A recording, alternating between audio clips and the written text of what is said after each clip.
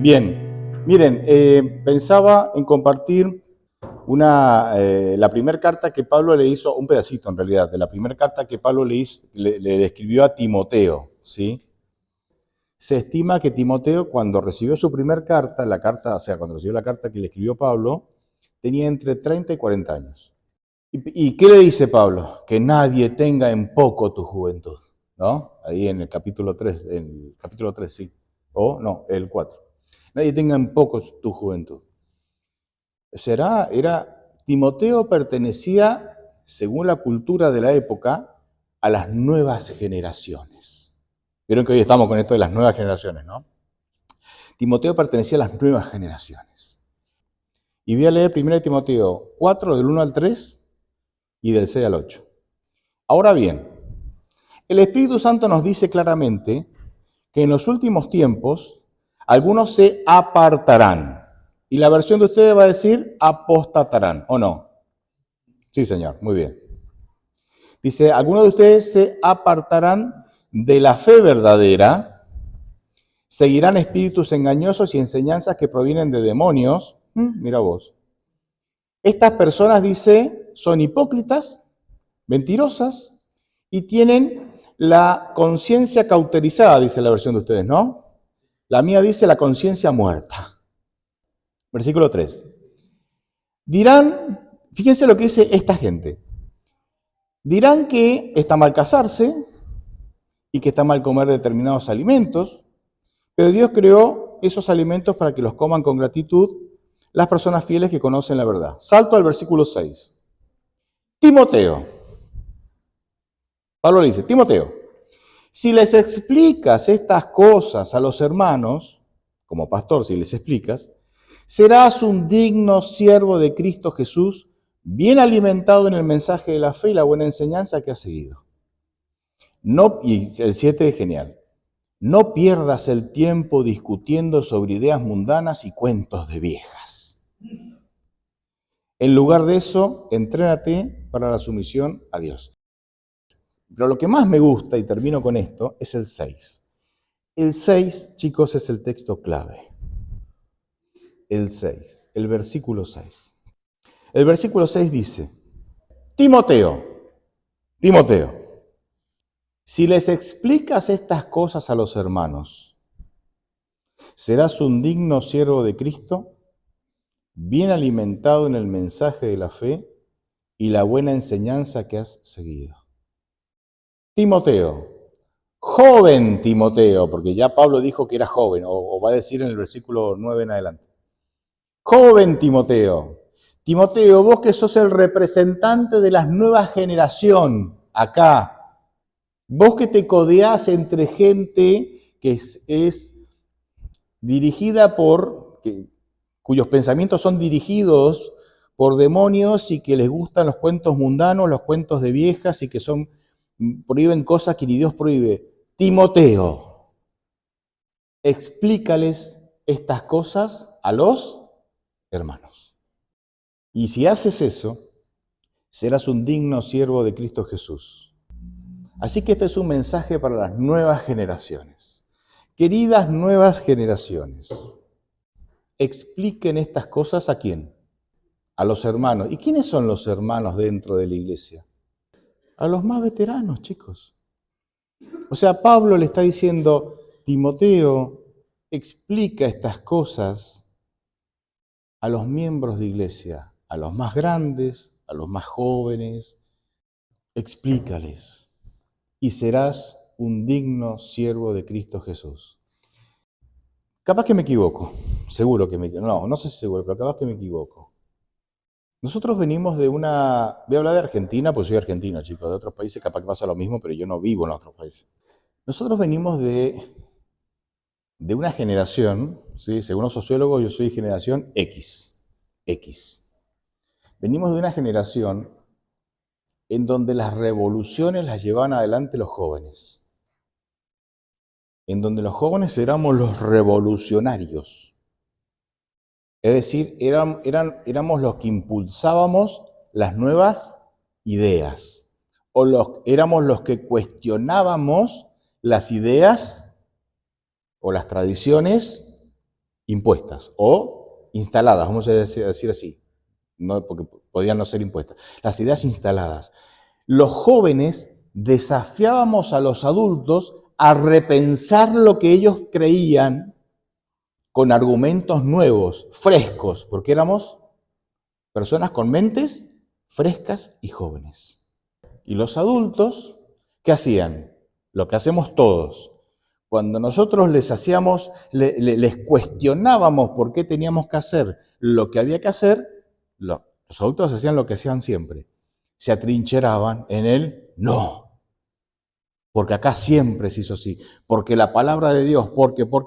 Y a veces tenían razón, no es que no tenían razón. A veces no. Pero los hacíamos repensar.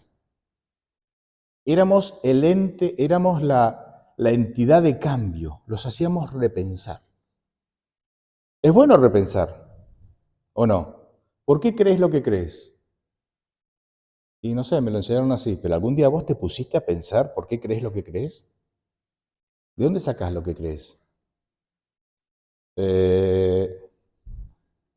Más de 4 le pasa esto. Te enseñaron así, nunca te cuestionaste, qué sé yo. Los jóvenes hacíamos eso en la iglesia. Y obviamente eso generaba tensión. No siempre los adultos, casi nunca los adultos de aquella época, no sé ahora, de aquella época, decían, chicos, tienen razón, vamos a cambiar. Macana, o sea, normalmente no sucedía. Pero a fuerza de insistir y remar, se lograban cambios, que muchas veces eran positivos. No veo eso hoy. Capaz que pasa y yo no lo veo. Yo veo que el que quiere pensar diferente directamente se va a la iglesia. Y el joven que se queda amoldadito, ahí sí, hace lo que los otros quieren. ¿Me entienden? La iglesia dejó de ser un lugar, en mi humilde y falible opinión, en donde yo puedo manifestar mis dudas, mis disconformidades y exigir a los más grandes, que son los que tienen más experiencia y más responsabilidad, que me expliquen por qué las cosas son así. Y si no me pueden dar una explicación bíblica correcta, entonces dejo en sus conciencias la idea de que estás creyendo algo que no lo puedes sostener con la Biblia. Cuidado que no sean cuentos de viejas, como dice Pablo a Timoteo. Pero ¿quién puede hacer eso? Los jóvenes. Porque tienen otra estructura mental, porque tienen la mente en formación, porque todavía están en la época del por qué, del para qué. Está dentro de su ADN. Los adultos saben qué hacemos. Muchas veces tildamos esa capacidad de cuestionar que tienen los jóvenes como pecado. Porque piensan diferente a como pienso yo. Y entonces son los mundanos, son rebeldes, son estos, son aquellos. Algunas iglesias lamentablemente han tenido éxito en ir matando en los jóvenes esta capacidad de disentir y esta capacidad de hacernos reflexionar. Entonces, ¿qué hace? En esas iglesias, el joven que quiere pensar diferente o que se cuestiona las cosas y que no recibe respuesta, ¿qué hace? Se va a la iglesia. Y quedan acá los mansitos. Quedan acá los que no cuestionan. Quedan acá los que, bueno. Tienen que decir, sí, señor, sí, señor. La sumisión es buena hasta cierto punto, chicos. No estoy llamando a la rebelión. ¿A revolución? No, chicos, no es. Pero la sumisión es buena hasta cierto punto. Lo que pasa es que cuando vos tenés valores claros, no necesariamente doctrinas claras, sería genial que tenga la doctrina clara y los valores claros, pero esencialmente valores claros, y ves que hay algo que se hace en la iglesia que atenta contra esos valores claros, entonces vos tenés que, con amor, sabiduría y discernimiento, manifestar que eso está mal. Pero sigo conservando la esperanza de que los jóvenes van a ser el agente de cambio que Dios va a utilizar. Sigo conservando esa idea. Todavía, ustedes me dirán, pastor es un romántico, pastor es un, no sé, es de la vieja escuela, es un iluso, no sé. Sigo conservando.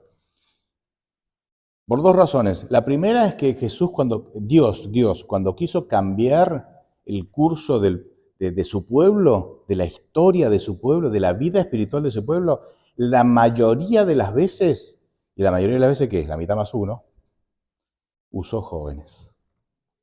En pocas ocasiones usó gente grande. La mayoría de las veces usó jóvenes. Entonces, siguiendo esa idea, Jesús tenía 30 cuando arrancó con su ministerio, se rodeó con gente de menos de 30. De hecho, sabemos que Juan tenía 16. ¿Sí? Él es el más joven. Se rodeó con gente joven para cambiar el mundo. O los discípulos no fueron instrumento de Dios para cambiar el mundo. O no cambiaron el mundo. En 100 años pasaron de 120 a 1.000.000. 100 años. 120, 1.000.000. Dicen las estimaciones, ¿no? No hay una estadística, chicos, dicen las estimaciones. Y en unos pocos cientos de años, toda Europa y parte de África se cristianizó. Dejaron de ser paganos para ser ¿qué? Cristianos. ¿En cuánto? En 300 años. Porque en el 313, con el edicto de Milán, el edicto de tolerancia de Milán, Constantino empezó a decir, no, toleremos a estos cristianos, dejemos de perseguirlos, porque estos cristianos están conquistando el mundo. Hagámonos amigos de estos tipos. ¿Me entienden? 12 jóvenes, con algunos seguidores más, en 300 años conquistaron todo lo que era todo el mundo conocido de la época. Entonces Dios siempre se rodeó de jóvenes para generar un cambio en la iglesia. Jóvenes, a ver, me puedo equivocar, pero es mi opinión. Para mí la idea de joven igual sumiso, no existe. ¿Los padres queremos que los jóvenes sean sumisos, sí o no? Los que son, contéstenme los que son padres. ¿Sí o no? Miro los pocos padres presentes acá. ¿Queremos que sean sumisos, que nos hagan caso, sí o no? Sí, chicos, digamos las cosas como son. No querés 1, 2, 3, 4, 5 hijos que te estén demoliendo el cerebro todo el tiempo. ¿Queremos? Sí, queremos. Es natural querer eso. Jóvenes que no son padres ni casados, ¿ustedes querían ser hijos sumisos? ¿Qué hijo a los 14, 12, 15, 17 se levantaba diciendo, hoy estoy desesperado por complacer a mis padres siendo el niño más sumiso, la niña más sumisa? ¿Quién? No existe, chicos. ¿Y por qué eso no existe? Los padres transpirábamos, tratando de llevarnos bien, de educarlos, de guiarlos, de protegerlos. Por eso cuando yo veo que en la iglesia hay jóvenes que son sumisos, yo digo, estos chicos algo les pasa. ¿Qué pasó? Están yendo en contra de su propio ADN. ¿Me entienden, no? Están yendo en contra de su propia naturaleza. Y con esto no los llamo a rebeldía, sexo libre. No, porque ya alguno la va a agarrar para ese lado. Si el pastor anda diciendo, no. Con esto quiere decir que los jóvenes están acá para cuestionar las ideas de los grandes, para plantar la bandera de la CLAC juventud. ¿Dónde hay un símbolo de juventud acá? Acá, para plantar la bandera de la juventud y decir, ¿por qué las cosas se hacen así y no las podemos hacer asá? Y hacer transpirar a los grandes. Chicos, hagan transpirar a los grandes. Miren cuando estás nervioso que empezás hay 4 bajo cero, pero vos estás, hagan transpirar a los grandes. Porque los grandes tenemos el, perdón la expresión, maldito defecto de construir una vida, construir una estructura, y entramos a los 40, a los 50 para arriba, y ya tenemos nuestra estructura en donde estamos cómodos. Sí, cantemos el mismo himno para las ofrendas. Suenen las palabras. 614 años que cantamos el mismo himno. ¿Por qué no cantamos el 525? No, ¿cómo? Junta de iglesia, aprobación. Chicos, es un himno. Pero los grandes ya estamos cómodos, ¿no? ¿Por qué no cambiamos la liturgia en lugar de orar primero, no sé, hacemos el diezmo al final? Porque, ¿viste? Te miran como diciendo, siempre se hizo así. Los grandes nos acomodamos así. Por eso hay algunos abuelos, muchos abuelos que he escuchado decir, fíjense, y esto no tiene que ver con la religión, pero esto revela la estructura que tenemos. El mejor momento con mis nietos es cuando, no, dice, es cuando llegan. ¿Y cuál es el segundo momento mejor con mis nietos? Cuando se van. ¿Qué estoy diciendo con esto? Me encantan mis nietos un rato, porque si no, me rompen la qué. La estructura cómoda que yo tengo, en donde como mi sopita a las 12, para la 1 irme a dormir la siesta, para las 2 levantarme a acomodar los yuyos del jardín. ¿Está mal eso? No está mal. Trabajaste toda la vida, te lo mereces. Pero con esto quiero reflejar que los adultos tendemos a crear estructuras que nos hacen, donde nos queremos sentir cómodos. El espíritu aventurero lo perdiste, no sé, por ahí. Porque cuando eras joven eras aventurero, cuando eras joven eras ambicioso, cuando eras joven perseguías tus sueños, cuando eras joven. Y ahora, no sé, en algún momento se fue eso. Y estás en tu estructura, pero esas estructuras son peligrosas. Los adultos nos cuesta entender esto. ¿Saben por qué son peligrosas? Porque la vida es dinámica. Porque Dios es dinámico. Y cuando vos te trincherás en una estructura que no cambia, Dios no puede trabajar en vos. Nosotros somos todos, ustedes, del más chico acá, que no sé, tu nena ahí que está durmiendo, pues sí, con el pastor que se va a dormir, la pobre criatura. Desde tu nena, que es la más, hasta yo, que debo ser el más joven, sentí, sí, el más viejo de todos los presentes, ¿sí? Todos somos seres humanos en construcción. ¿Qué quiere decir? Que Dios está trabajando en mí. Por eso Dios en Filipenses dice, aquel que la buena obra empezó, será fiel en completarla. Dios terminó conmigo, con vos.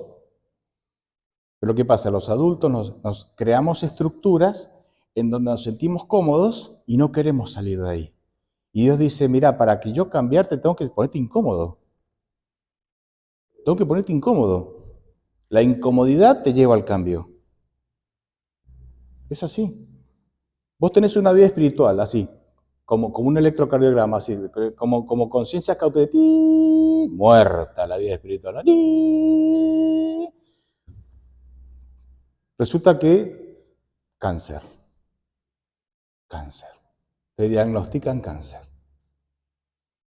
Y entonces ahora vos te buscas, Señor, ¿por qué cáncer? La vida espiritual.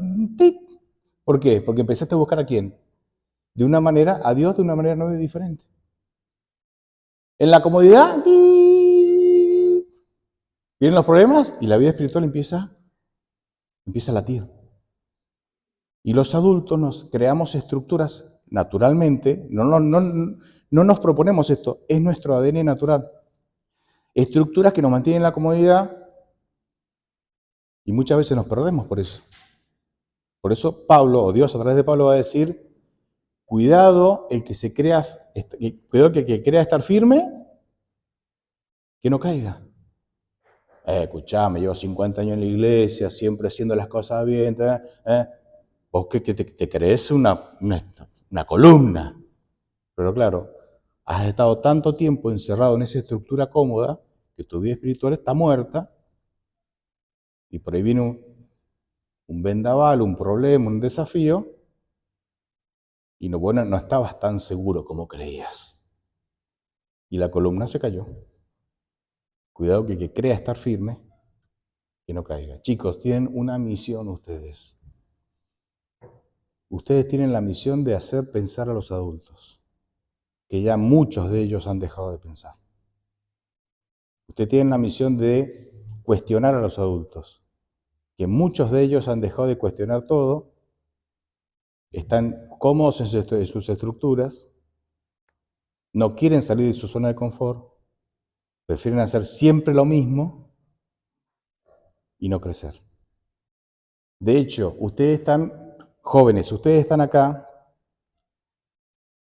hasta cierto punto para complicarles la vida a los adultos. Hasta cierto punto. ¿Saben por qué? Porque muchos adultos están distraídos en estupideces.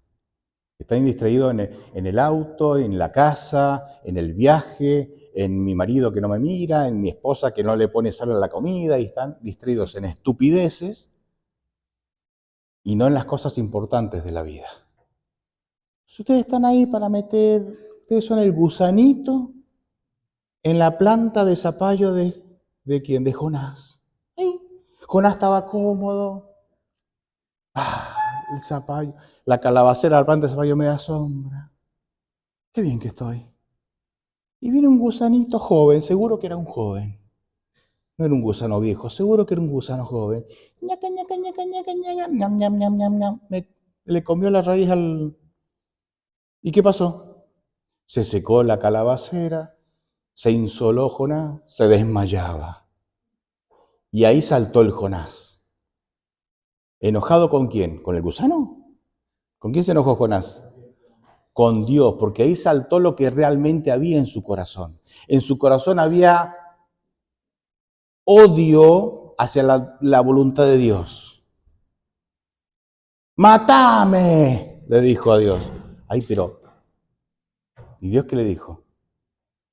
Che, Jonás, ¿haces bien enojarte tanto? Chango, es una planta de zapallo que ni vos plantaste, ni regaste, y que te creció milagrosamente de una noche para la otra. O sea, ¿qué hizo ese joven gusanito? Me encanta, era joven, casi adolescente, ¿no? Con piercing, estaban ahí. ¿Qué hizo ese gusanito joven? Sacó a la luz lo que realmente había en el corazón de Jonás. ¿Saben por qué? Porque lo incomodó, porque lo sacó de la zona de confort, porque lo sacó de la estructura, donde se sentía tan bien, pero estaba totalmente perdido. O Jonás no estaba totalmente perdido, pensando que Dios estaba equivocado y odiando a todos los ninivitas. ¿Estaba perdido o no estaba perdido? Claro que sí. Pero viene un joven gusanito que hizo la tareita, utilizado por Dios. Porque el Jonás dice que Dios hizo crecer la calabacera y después dice que Dios mandó al gusano. Joven. Esa es la tarea de ustedes, chicos. Esa es la tarea de ustedes. No se duerman en la iglesia. Sean cuestionadores, sanos cuestionadores. Patéenle el tablero a los adultos. ¿Viste? El adulto está formando su casita con lata y vos pateale y que se replanteen la vida para que dejen de pensar en cosas superficiales y se pongan a pensar en cosas importantes. Yo me encantaría ser así. Me encantaría. Me limitan algunas cosas y a veces yo soy mi mayor limitación. Pero ustedes, chicos, tienen el mundo por delante. Son jóvenes. Yo tengo que obligarme a pensar un poquitito como un joven porque ya no me sale. Ustedes son así. Son así. Disfruten, disfruten de ser jóvenes. Sean utilizados por Dios. Sean el gusano que reaviva corazones. Chicos, son más lindos que un gusano, ¿se entiende? No se me va a ofender. El pastor anda diciendo que los jóvenes somos gusanos. No, ¿me entienden? Es una bendición la etapa que están viviendo, aunque los adultos digan lo contrario. Amén.